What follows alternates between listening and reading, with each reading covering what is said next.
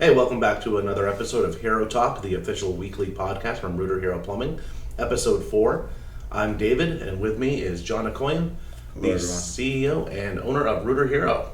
Hello, how's everyone doing? Good morning, and Good good morning. morning, and good morning, heroes, and other listeners. So, today we're going to be talking about leading by example, right? And so I'm just going to dive into the questions, and you'll jump right in with the answers. Sure, I'll do my best. All right, perfect. So the first question is, what's the difference between a manager and a leader? It's a great question. Before I answer that, I just want to make sure that all the listeners understand that both of them are essentially important. You need both to have a very good running profit center company, whatever you do. So both skills are necessary. And I think the main difference between a manager and a leader is a manager is more process driven. And when I say process driven, I'm talking about, making sure certain things get done, collecting invoices, making sure that, the receivables are being collected, making sure that all the POs are pulled and all the rules are being followed and everything is being done properly. And the difference between a manager and a leader, I think the leader's job is to inspire, it's to lead, it's to be more vision oriented, mission oriented, to let everybody know what the common goal is, to get everybody on the same page, rowing in the same direction. And also a leader's job is to make sure that the organization is also doing everything, all the processes as well. So I think that's why it's both very important, because a leader has to support what a manager does, and a manager has to support what a leader does. Right. And in some cases, a leader and the manager is all in one, right? Right. Because you have to do the processes, but you have to also lead and inspire and do all of that as well. Yeah. So, and it's a fairly rare kind of person that can do both incredibly well. So, Yeah, it is rare, but people, I believe leadership is a learned ability. So it's not impossible. I think it's very possible for a really good manager to also become a very good leader. Yeah. And have both. But you are right. It is kind of hard to find both skills Yep. in one person. Yeah. Sometimes they can be the unicorn that Yes. bring everything together. Absolutely. So, all right. Thank you. So, what can happen to a team if a manager or a leader refuses to go into the trenches, like out in the field or anything like that? Yeah, I mean, in my opinion, I think a manager and a leader should always know what their team does. And when I say know what their team does is go in the trenches, understand what they go through, understand how you can assist them. And because if you are disconnected from the front lines as a leader, then you basically will not understand what your people are going through. So when they bring you a problem, in my opinion, it's a lot harder to solve if you don't understand it fully. Right. And going out in the field, going in the trenches, you learn a lot from your team. However, I think it also does another thing as well. It makes your team respect you as a leader, because the leaders that are willing to roll their sleeves up and go out there and get in the trenches with their people. And I'm not literally talking about getting in the trenches, although some people do, but just being there side by side, seeing what they go through, and understanding, what their job entails. Definitely. So, how important is it for leaders to get their hands dirty? I mean, I think again, it's really important for leaders to, when we talk about getting your hands dirty, we literally don't mean getting your hands dirty, but in some instances we do, being in plumbing, right? Right. Very dirty. Yeah, very dirty. It's a dirty job, but someone's got to do it. I think it's really important. I think first of all, it gains respect for the team member. Right. Okay, when a leader goes out in the field and gets their hands dirty, or if you're in the call center and you walk the floor and you answer the phones and you talk to customers, right? I think your team members gain new level of respect for you because they know you're willing to do what you ask them to do. Right. You know, and to me, leadership is leading by example. That's Mm-hmm. what I believe in. You know, to me, that's the most important thing. And, you know, don't ask people to do something you're not willing to do. Or there's a saying where your actions are so loud I could barely hear what you're doing, Mm-hmm. because people are watching more than they're hearing. Yeah. So in my opinion, it's extremely important for leaders to get out in the field, to do the work, to be side by side with their team members, to help them solve those problems. Yeah. You know, because I think, first of all, the leader gains more respect, and also I think the leader appreciates what their people do, Right. you know, because of that. Right. And I have a quick example if we Yeah. do have the time. I mean, Yeah. I remember years back where you know, we had a meeting. We were back on Lancashire in Sun Valley back then, and we had brought all of our GMs in, and we were doing a all-day meeting. And the following day, we had an all-day meeting with the same trainer, but for the office staff. So we needed to get all the call center agents, dispatchers, you know, out from behind the phones and put them in a room all day so they could answer the phones. So I had a bright idea. I'm like, well, we can't shut the company down, so why don't the managers get trained the first day and then get on the phones the next day and man the phones and do what the, you know, call center does. So we did that, and I'll tell you what, I mean, a huge new like level of respect was gained by all the GMs for what the dispatchers and call center agents did, because by the time they left that room after 8 hours, they were thanking and hugging, you know, the call center agents and dispatchers, going, wow, I really appreciate what you do. I mean, I don't think that would have been ever possible if they didn't go behind the phones and see what was Right. what they were actually dealing with on a daily basis. No, definitely. And call center work it's hard sometimes. Yeah. So it's like you're the verbal punching bag if anything goes wrong, or you're the face and the voice of the company before anything else happens. Yeah. So I think that's a good idea. Yeah, So maybe we ought to do it again. I think so. I'll schedule some of the call center reps for some ride-alongs. There you go. So it'll be great. So next question is, well, you were out in the field lately, right? Just a couple of weeks ago. Yes. How did that change your perspective on the challenges that people face in the field?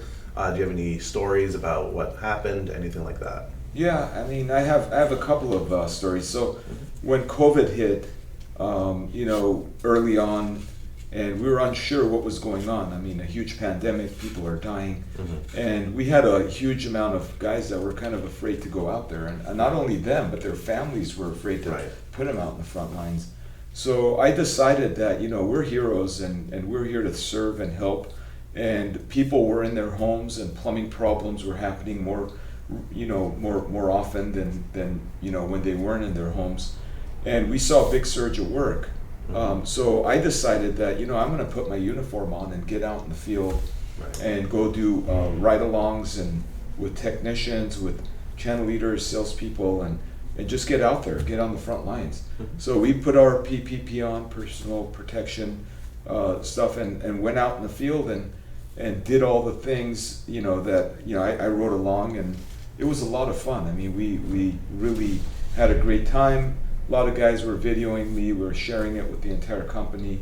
And the message was, you know, go out and help customers, you know, protect yourself, but go out and help customers. And I think that for our team, it did miracles, because first of all, we had very few people that were out on COVID. We didn't have to furlough anybody because people wouldn't show up to work. And we were there to serve our clients. You know, and that was just, you know, I mean, for me, it was really fun, first of all, because I enjoy going out with the guys and being on the front lines. But number two, it was also rewarding when it came to the culture of our company, because we said, hey, we're not going to participate, we're going to help customers, and we did that. So, you know, fast forwarding to, you know, just recently, I promised one of our GMs that was having a hard time with, you know, their revenue goal, that I would go out in the field and help their technicians and channel leaders with training and doing all that. And I spent about a week out in the field in our LA North office, And again, it was just, the guys were just amazed. I mean, they're like, hey, John, you don't really, and they didn't really want me to do certain things. They're like, hey, you don't have to pick that up. I'll take it. I'm like, no, don't worry about it. Right. I'll do it. So I had a good time. I crawled under houses with them, and we fixed people's plumbing. Nice. and went job to job. And I think, most of the guys in that shop also, again, were inspired. They appreciated, I appreciated what they do, Yeah. because I was there doing it with them, and I understand how hard it is. Right. But they also appreciated that, here I am, with a company. We have 400 employees. We have several, 100 vans out there, and a lot of work to do, when it comes to running the company. But I was there with them serving Right. clients. And I think that, even the clients appreciated it. I mean, one of them, I remember going in and they're like, hey, you're the guy on the radio, right? I'm like, yeah, I'm the guy. Because I never thought you were going to be the one that was going to fix my plumbing. I go, hey, Surprise. That's great. So it was a lot of fun. I mean, I really enjoyed it. And I think for the most part, even the team enjoys it as well, because they really appreciate when the leaders go through what they're going Right. through. Definitely. You know? Definitely. A lot of times, in just people's imagination, or some companies, it's actually true, there's this giant divide between the leaders of the company and the front line. Yeah. And the fact that we don't really have that wall is amazing. And it's one of the reasons that we were able to perform so well and help people when the pandemic first started, and all the way through with all the spikes. So because Right. that wall doesn't exist. Right, So- yeah. Yeah, I mean, when it comes to that, we are a very flat organization. Mhm. I mean, my cell phone number is behind every business card, so Yep. every customer, employee could just pick it up and call me, and they Mhm. often do. And a lot of times I'll go back to their, GM to solve the problem. I'm not the one to solve it, but, Mhm. I'll be the quarterback, Right. to pass it along and watch it through to make sure that the right thing happens. So, Right. and it's, it's a lot of fun. I mean, I enjoy doing that. And I think, leadership is about being on the front lines, being accessible, Yep. because, nowadays in corporate America, everybody's hiding behind an email address or a Mhm. website. Yeah. You don't even see phone numbers. I mean, No. there's companies No. where I try to call. You can't even call them.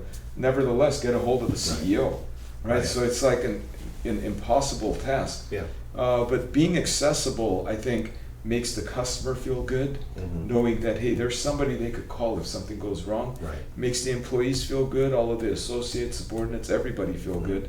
And at the same time, I think it's a really good leadership practice Yeah. to be in front of your people. Right, no, 100%. And then, contrary to a lot of other companies, I've heard you, the CEO, talk to customers on the phone. I've heard the chief operating officer talk on the phone to customers, and a lot of the times, the higher you go up in an organization, the more removed you are from the customer, Yes. which is sad, really. So all these other CEOs, other C-level executives are in their proverbial ivory towers where they just look down on everything and don't interact with the employees, let alone the customers. Yeah. So that's another statement about leading by example, right? So, and it's really cool to see, because Yeah. you don't see it in much other places. Yeah, and when you talk about jumping in the trenches, it's not always literally getting Right. under houses and jumping in the trenches. It's like being accessible to your Mhm. people. Yep. Like being accessible. Your phone rings, you call people back. Mm-hmm. You take care of things, and Yep. not only your employees, not only your customers, but people within the organization as well, like Right. other departments that Yep. are interacting with you, stuff Right. like that. I think it's a great leadership principle to always be accessible to everybody Mhm. and return people's calls and be on Right. the front lines and Yeah. understand what they do, and by you making their job easier by doing your job. Mhm. No, 100%. And the cool thing is, when people are taking not only like customer complaints but employee complaints, there's a huge difference between resolving the complaint and restoring their confidence in the leadership of the company. There's a huge difference between those two. Yeah. And when it gets up to a C-level and the C-level is reactive to it and responsive and everything else, it makes a huge difference. So, and thank you for that, because not a lot of companies do that. So that's pretty cool. So one last question on this. Why is it important that leaders know how to perform the job of everybody on their team? And I don't mean mastery of it, but Right. the basics of how to run this machine or use this phone tree, things like that. Yeah, I mean, I think it's extremely important because if you don't understand the parts of the process, then it's very difficult for you to solve problems. And recently, here's an example of a situation that happened within our company. I mean, we're not perfect. We're humans. Yeah, we're humans, and it's in progress. Yep. But what happened is that we had a leader of one of the divisions that decided, hey, they want to just try something new, right? And didn't really understand the process behind it, and went out and implemented it without talking to departments that support that certain process, right? Right. To find out what are some of the nuances that go with that change. And they found out that by implementing that process, first of all, our software could not support that process. Okay, that's number one. So Right. that required us to either have to hire some people to help run the process, or figure out how to get the software to do it, which could be a very lengthy process. Right. With all the things that are in the pipeline right now. We implemented it, and then we found out we can't support it.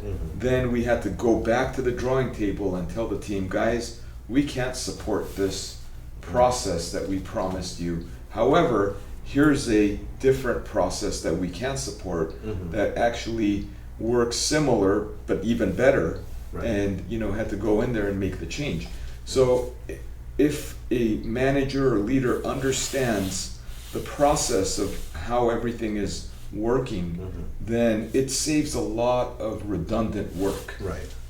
Because in this case, where it happened to us, we created something and then implemented it, then had to go 2 weeks later and bring the team in and re-implement something different that we can support. Right. So I think it's important to know that, because if you don't know that, then you're constantly going to be making these changes and then changes and changes, and Yeah. people don't like change. I mean, There's a few of us that do. yeah, I mean, So- few of us that do, but for the most Yeah. part, Right. I'd say generally most Yeah. people don't like change. Right. Even the ones that like change, typically like organized change. Right. Like, Not chaotic, useless Yeah. change. Exactly. Then walk back a week later. yeah, change that changes again, right? Yeah. That's just a waste of time. So I think that's the reason why it's important for a leader to understand the entire process. Right.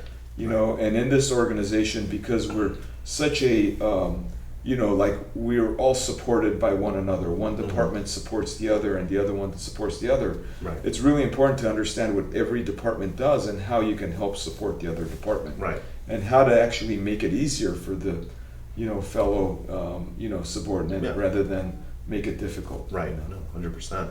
And that comes with open communication. That comes Yeah. with asking questions and learning or growth mindset as well. Exactly. So Exactly. awesome. Awesome. Any other examples or anything that you want to? No, that's Cool. it. I mean, I enjoy doing these talks with you, David. I think you have great questions. You ask really good questions, and I appreciate that. hopefully, we're offering some value to Yeah. others out there. Yeah, I'm sure we are. Great. So good feedback so far. So have a good one, guys.